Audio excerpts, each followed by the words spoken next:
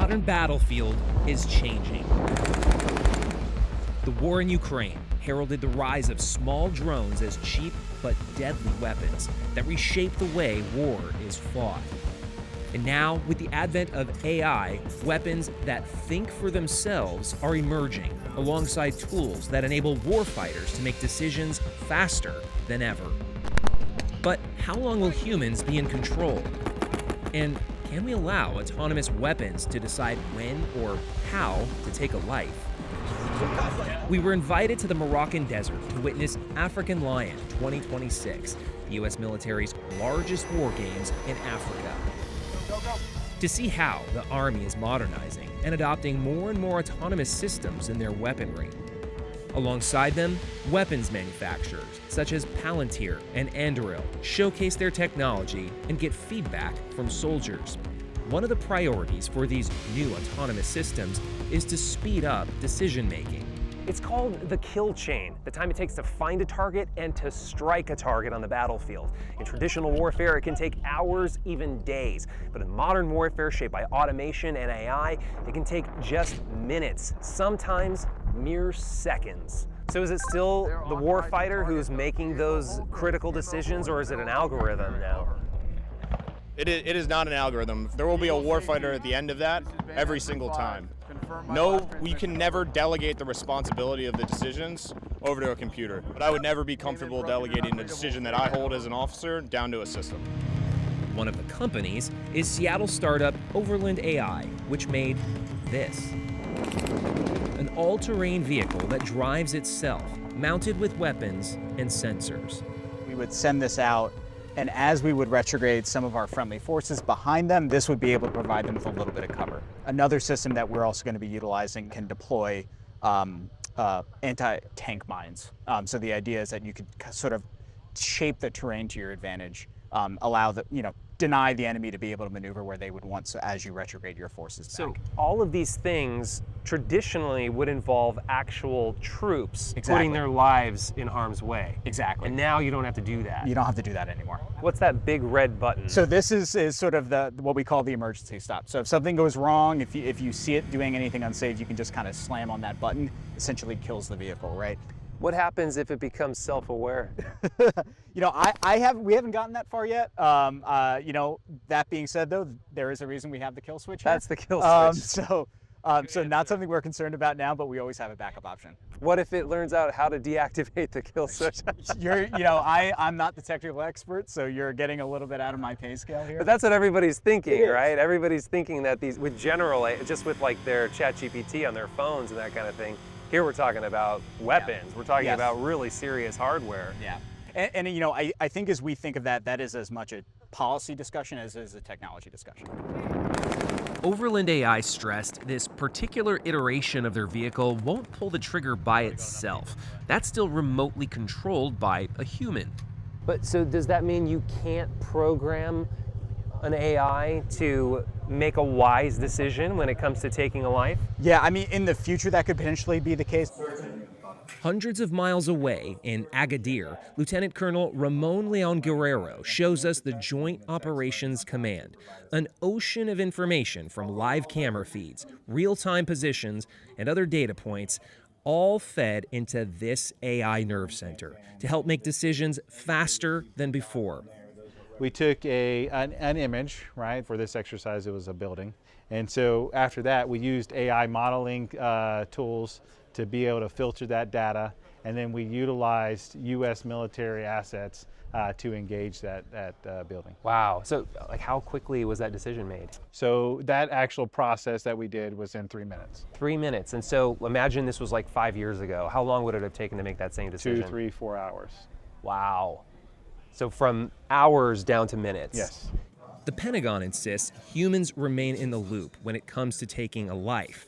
But here in the Sahara Desert, it seemed like it may not always be that way. Why can't a machine decide, we'll make the decision, we'll pull the trigger, we'll save some time? There is systems out there that are autonomous, completely autonomous. And they'll engage without the human in the loop? Yes, that is correct. I mean, it could be lethal or non-lethal, yeah. At the highest levels in Washington, lawmakers have been pressing Defense Secretary Pete Hegseth on precisely this question. When AI is used in a kill chain for lethal targeting decisions, will there always be a human in a loop, or will AI make the decision? You said this to... We follow the law and humans make decisions. Critically AI is important. not making lethal decisions. In an interview with CBS News, General Dagvin Anderson, commander of U.S. Africa Command, told us the technology and the battlefield are evolving faster than the ethical debate. The future war is going to move at the speed of the digital age, which means it's going to move at the speed of light. So we have to expedite that decision cycle. Let's say there's an autonomous system that has lethal capacity. Do we have to have a human in the loop when it comes to pulling the trigger? Well, it depends on what the situation is. And so I think right now you say a lot of our defensive systems are already automated. Sometimes the line between defense and offense can get a little blurry. As always.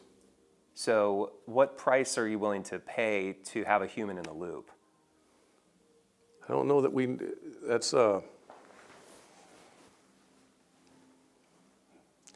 so I guess that depends on the situation, doesn't it? And what we want to do is think through those situations ahead of time so that we can make a very informed decision.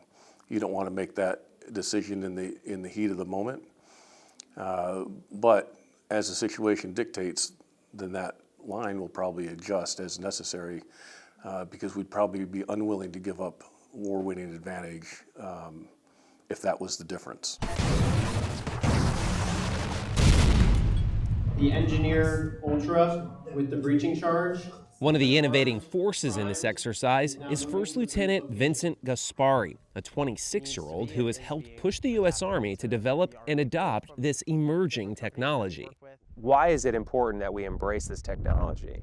I choose to look around and measure the work we do today as a metric for the number of lives we'll save in the future. We have to take every advantage. We have to find efficiency to be the fastest, the strongest, and enable decision-making faster than the adversary, because it's about saving lives. And to me, that's why it matters. For the first time ever at these war games, vendors were invited to participate. So you've got an autonomous delivery system, but then it's not just dropping a dumb bomb. Yes, once you get into the basket and you use the GCS to drop the munition, then it'll steer to target with this camera on the front section. Oh, wow. And so does it require a user to steer it to the target? No, not for this. Everything is on board here. So once they actually fly to where they want to get to, and then they release the munition, it will then guide to that target. Let's turn the system on here. And one of the safety conditions is looking for a change of acceleration. So drop it. And now.